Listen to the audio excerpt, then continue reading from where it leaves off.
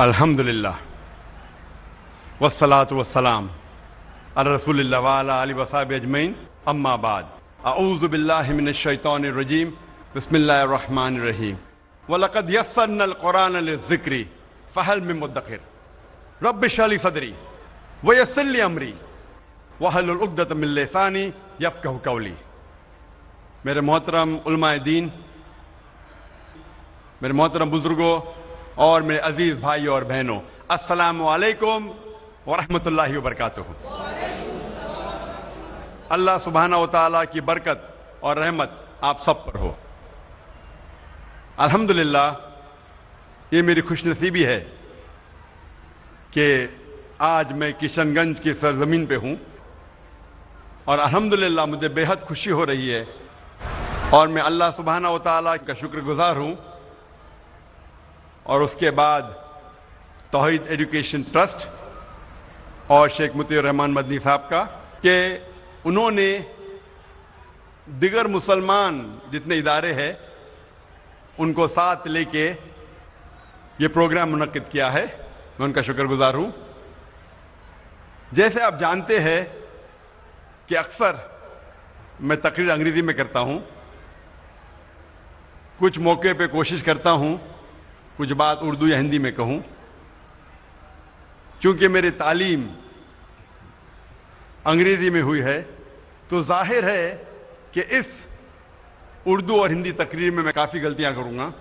اسی لیے تقریر کی شروعات کے پہلے میں آپ سب سے معذرت چاہتا ہوں، اور امید رکھتا ہوں کہ آپ میرے ان غلطیوں کو نظر انداز کریں گے اور میرے تقریر کے پیغام پہ توجہ دیں گے۔ آج کی تقریر کا موضوع ہے، کیا قرآن کو سمجھ کر پڑھنا ضروری ہے؟ قرآن اللہ سبحانہ و تعالیٰ کی آخری کتاب ہے، آخری پیغام ہے، آخری وحی ہے جو نازل کی گئی تھی آخری پیغمبر محمد صلی اللہ علیہ وسلم پر۔ قرآن ساری دنیا کی سب سے بہترین کتاب ہے، یہ انسانیت کے لیے پیغام ہے، رحمت اور ہدایت کا سرچشمہ ہے، گنہگاروں کے لیے تنبیہ ہے، بھٹکوں کے لیے ہدایت ہے، شک اور شبہ والوں کے لیے یقین ہے، مشکلات میں مبتلا لوگوں کے لیے رہنما ہے، نا امیدوں کے لیے امید ہے۔ یہ قرآن مجید کی ساری جو نعمتیں ہیں، کیا ایک انسان کے لیے حاصل کرنا ممکن ہے جب تک وہ قرآن مجید کو نہ پڑھے، نہ سمجھے، اس کے معنی پہ تدبر نہ کرے، جب تک اسے اپنے زندگی میں عمل نہ کرے۔ یہ ساری قرآن مجید کی نعمتیں انسان کے لیے حاصل کرنا ممکن ہے صرف قرآن مجید کو پڑھنے کے بعد، اس کے معنی کو جاننے کے بعد، اس کے معنی پہ تدبر کرنے کے بعد، اور اس کو اپنی زندگی میں عمل کرنے کے بعد۔ الحمدللہ ساری دنیا میں سب سے زیادہ پڑھی جانے والی کتاب ہے قرآن مجید، لیکن افسوس کی بات ہے کہ قرآن مجید سب سے زیادہ نہ سمجھ کے پڑھنے والی کتاب بھی ہے۔ سب سے زیادہ پڑھی جانے والی کتاب تو ہے، لیکن وہ ایک واحد کتاب ہے جو سب سے زیادہ پڑھی جاتی ہے بنا سمجھ کے۔ اور کیونکہ ہم مسلمانوں نے اکثر قرآن مجید کو سمجھ کے پڑھنا چھوڑ دیا، اسی لیے جو قرآن مجید اور مسلمانوں میں جو لگاؤ ہے وہ کم ہوتا جا رہا ہے۔ افسوس کی بات ہے کہ اگر کوئی قرآن مجید پڑھتا ہے اور اس کا دل نہیں بدلتا، اس کی زندگی میں کوئی تبدیلی نہیں آتی، یہ افسوس کی بات ہے۔ اللہ تعالیٰ فرماتے قرآن مجید میں سورہ ال عمران میں سورہ نمبر 3 آیت نمبر 110 میں، کنتم خیر امۃ اخرجت للناس، اے مسلمانوں، آپ سارے جہاں میں سب سے بہترین امہ ہیں. اللہ سبحانہ و تعالی ہم مسلمانوں کی تعریف کر رہا ہے, ہمیں ایک اونچا عہدہ دے رہا ہے. جب بھی تعریف کی جاتی ہے, جب بھی کوئی اونچا عہدہ دیا جاتا ہے, اس کے ساتھ ذمہ داری لازم ہے. جب اللہ سبحانہ و تعالیٰ فرماتے ہیں کہ ہم سارے جہاں میں سب سے بہترین امہ ہیں, اس کے ساتھ ذمہ داری بھی ہے. اللہ تعالیٰ اسی آیت میں فرماتے ہیں تأمرون بالمعروف وتنہون عن المنکر وتؤمنون باللہ, کیونکہ ہم لوگوں کو اچھائی کی طرف بلاتے ہیں اور برائی سے روکتے ہیں اور اللہ سبحانہ و تعالیٰ پہ یقین رکھتے ہیں. اللہ سبحانہ و تعالیٰ فرماتے ہیں کہ ہم سارے جہاں میں سب سے بہترین امہ ہیں کیونکہ ہم لوگوں کو اچھائی کی طرف بلاتے ہیں اور برائی سے روکتے ہیں. جب تک ہم قرآن مجید کو سمجھ کے نہیں پڑھیں گے, ہمیں کیسے پتہ لگے گا کہ کیا اچھا ہے کیا برا ہے؟ اگر ہم قرآن مجید نہیں سمجھ کے پڑھیں گے اور لوگوں کو اچھائی کی طرف نہیں بلائیں گے اور لوگوں کو برائی سے نہیں روکیں گے, ہم مسلمان کہنے کے لائق نہیں ہیں, ہم خیرہ امہ کہنے کے لائق نہیں ہیں. قرآن آتا ہے لفظ قرا سے, جس کے معنی ہیں, قرآن کے معنی ہے کتاب, پڑھو. قرآن کو کہا گیا فرقان, جو حق اور باطل کے درمیان فیصلہ کرتا ہے. فرقان, کرائٹیریا ٹو جج رائٹ فرام رانگ, وہ کتاب جو حق اور باطل کے درمیان فیصلہ کرتی ہے. جب تک ہم قرآن مجید کو سمجھ کے نہیں پڑھیں گے, ہمیں کیسے پتہ لگے گا کیا حق ہے اور کیا باطل ہے؟ اسی لیے قرآن مجید کو سمجھ کے پڑھنا بہت ضروری ہے. آج ہم تحقیق کریں گے اکثر مسلمان قرآن مجید کو سمجھ کے کیوں نہیں پڑھتے. سب سے عام بہانہ جو مسلمان دیتے ہیں قرآن مجید کو نہیں سمجھ کے پڑھنے کا, وہ یہ ہے کہ ہم عربی زبان نہیں جانتے. آج ساری دنیا میں 700 کروڑ انسان ہیں اور تقریباً 150 کروڑ مسلمان ہیں.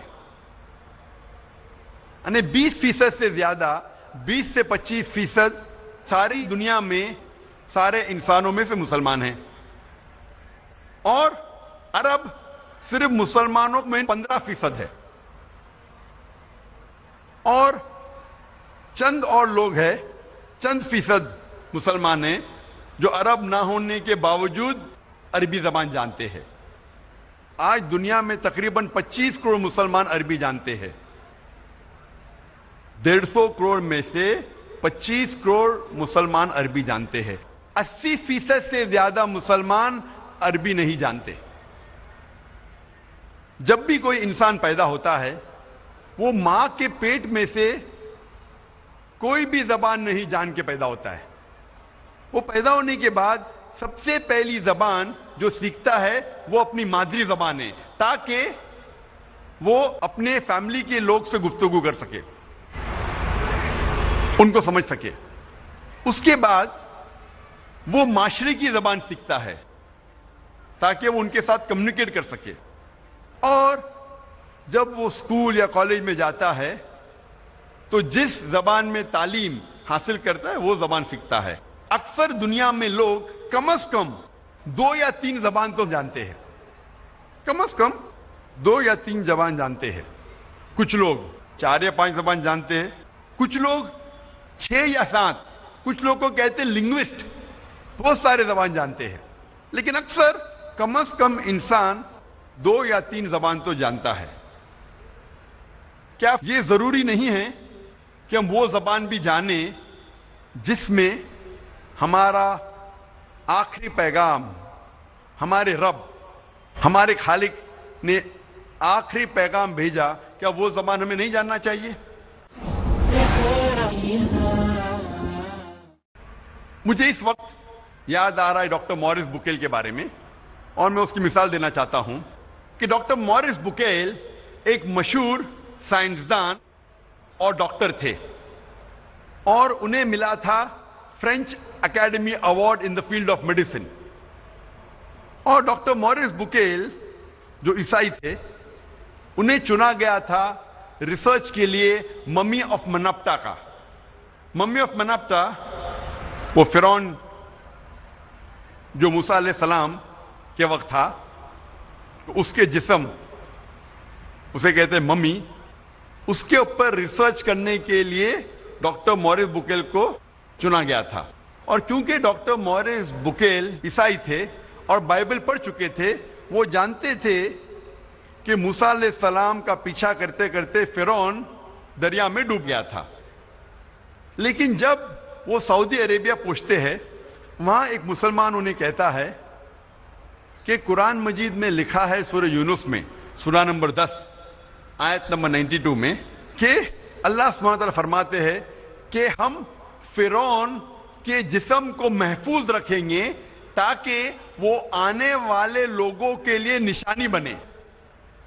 جب موریس بکیل کو یہ پتا چلا کہ قرآن مجید 1400 سال پرانی کتاب ہے، اس میں یہ لکھا ہے کہ ہم فرعون کے جسم کو محفوظ رکھیں گے تاکہ آنے والے لوگوں کے لیے نشانی بنے، وہ چونک گئے اور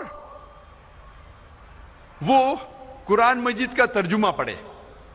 اور قرآن مجید کا ترجمہ پڑھنے کے بعد اتنا متاثر ہوئے کہ قرآن مجید کو اچھے سے جاننے کے لیے انہوں نے 50 سال کی عمر میں عربی سیکھی.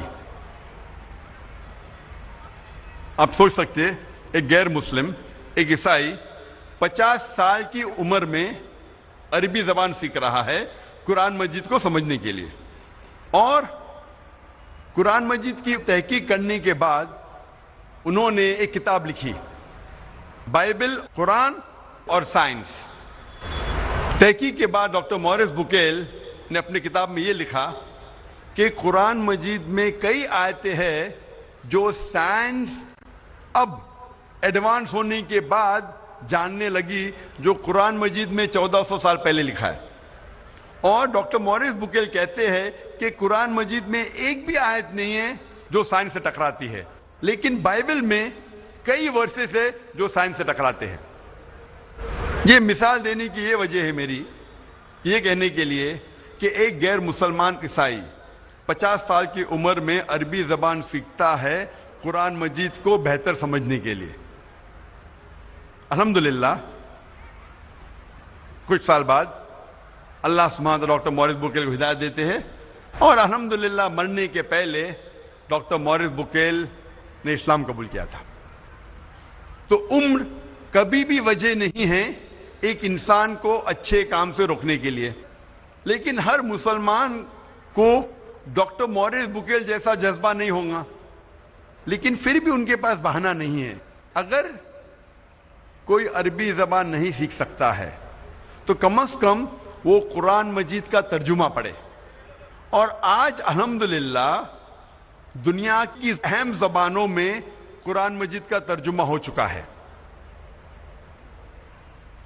مولانا عبد المجید دریابادی فرماتے ہیں کہ ساری دنیا میں سب سے مشکل کتاب جس کا ترجمہ کیا جا سکتا ہے وہ قرآن مجید، کیونکہ قرآن مجید کی زبان آسمانی زبان ہے، اللہ سبحانہ و تعالیٰ کی زبان ہے، اور یہ معجزہ زبان ہے. اسی لیے قرآن مجید کا 100% ترجمہ کرنا ممکن ہی نہیں. لیکن الحمدللہ کئی علماء دین نے کئی سال ریسرچ کرنے کے بعد الحمدللہ دنیا کے اہم زبانوں میں قرآن مجید کا ترجمہ کر چکے ہیں.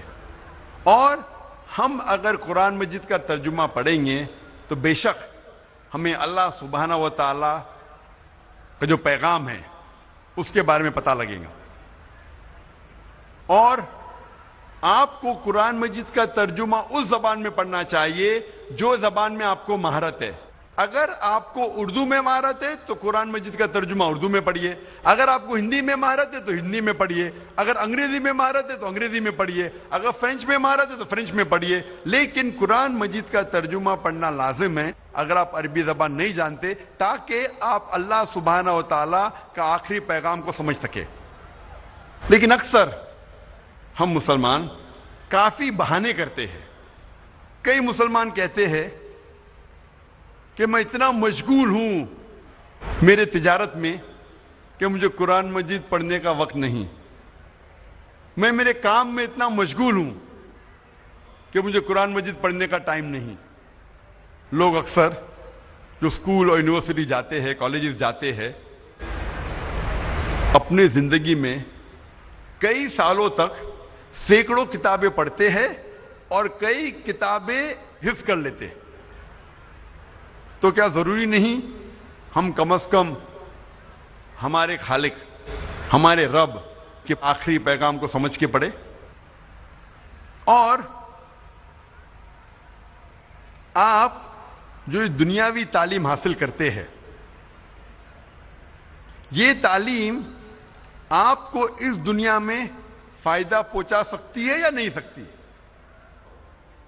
کئی گریجویٹ ہے، پوسٹ گریجویٹ ہے، جو فارغ ہونے کے بعد بھی ان کے پاس کوئی نوکری نہیں ہے.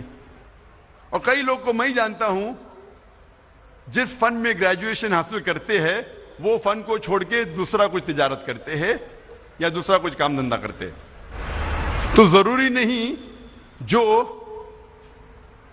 آپ تعلیم حاصل کرتے ہیں وہ اس دنیا میں آپ کو فائدہ پہنچائے، لیکن یہ تعلیم اگر آپ اس تعلیم کے ذریعے اللہ سبحانہ و تعالیٰ کے قریب نہ آ سکے تو یہ تعلیم آخرت کے لیے فائدہ مند نہیں. اللہ تعالیٰ فرماتے ہیں قرآن مجید میں، سورہ بقرہ میں، سورہ نمبر 2 آیت نمبر 1 اور 2 میں، الف لام میم ذالک الکتاب لا ریب فیہ ھدی للمتقین. الف لام میم، یہ کتاب میں ہدایت ہے بے شک، بنا کوئی شک کے، متقین کے لیے. اللہ تعالیٰ فرماتے ہیں کہ اس قرآن مجید میں آپ کو فائدہ ہے اس دنیا میں اور آخرت میں بھی.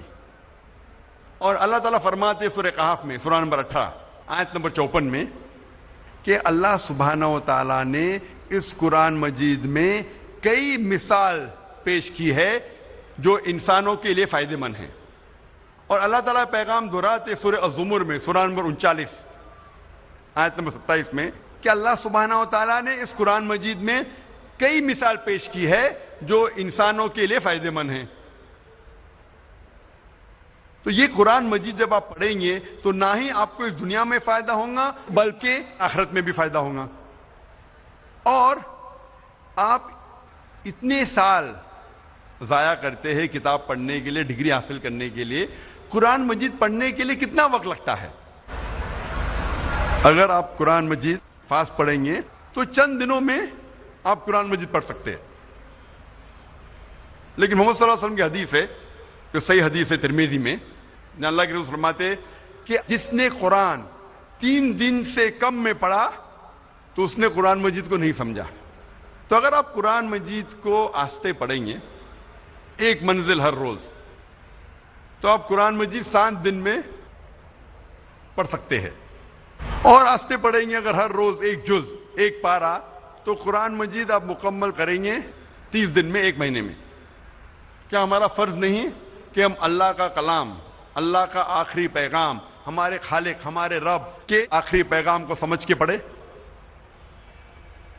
مسلمانوں کو اکثر غلط فہمی ہے کہ قرآن مجید صرف مسلمانوں کے لیے نازل ہوا اور یہ غیر مسلمانوں کے لیے نہیں ہے.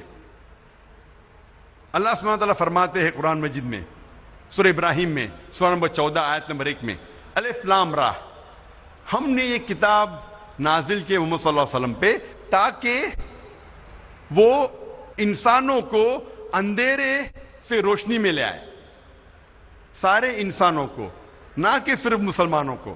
اللہ تعالیٰ فرماتے ہیں سورہ ابراہیم میں، سورہ نمبر 14 آیت نمبر 52 میں، کہ یہ پیغام ہے سارے انسانوں کے لیے تاکہ وہ جان لے کہ ایک خدا ہے. اللہ تعالیٰ فرماتے ہیں سورہ بقرہ میں، سورہ نمبر 2 آیت نمبر 185 میں، کہ رمضان وہ مہینہ ہے جس میں اللہ سبحانہ و تعالیٰ نے قرآن نازل کیا ہدایت کے لیے، سارے انسانوں کے لیے، اور یہ فرقان ہے جو حق اور باطل کے درمیان فیصلہ کرتا ہے. اللہ تعالیٰ فرماتے ہیں سورہ الزمر میں، سورہ نمبر 39 آیت نمبر 41 میں، کہ ہم نے قرآن نازل کیا محمد صلی اللہ علیہ وسلم پہ تاکہ وہ انسانوں کو ہدایت دے. قرآن مجید میں یہ نہیں کہا گیا ہے کہ صرف مسلمانوں یا عربوں کو ہدایت دے، لیکن سارے انسانوں کو ہدایت دے. قرآن مجید صرف مسلمانوں کے لیے نہیں بلکہ سارے انسانوں کے لیے ہے۔ اللہ تعالیٰ فرماتے ہیں سورہ انبیاء میں سورہ نمبر 21 آیت نمبر 107 میں وما ارسلناک الا رحمت للعالمین، کہ ہم نے محمد صلی اللہ علیہ وسلم کو نہیں بھیجا لیکن رحمت بنا کے سارے انسانوں کے لیے، سارے عالموں کے لیے۔ اللہ تعالیٰ فرماتے قرآن مجید میں کہ محمد صلی اللہ علیہ وسلم رحمت بنا کے بھیجے ہیں، نہ کہ صرف مسلمانوں کے لیے، نہ کہ صرف عربوں کے لیے، بلکہ ساری انسانیت کے لیے، سارے عالموں کے لیے۔ اللہ تعالیٰ فرماتے سورہ فاطر میں سورہ نمبر 35 آیت نمبر 24 میں وما ارسلناک الا کافۃ للناس بشیرا ونذیرا، کہ ہم نے محمد صلی اللہ علیہ وسلم کو ایک یونیورسل میسنجر جیسے بھیجا ہے، سارے انسانوں کے لیے ایک پیغمبر بھیجا ہے تاکہ وہ لوگوں کو ہدایت دے۔ لیکن اکثر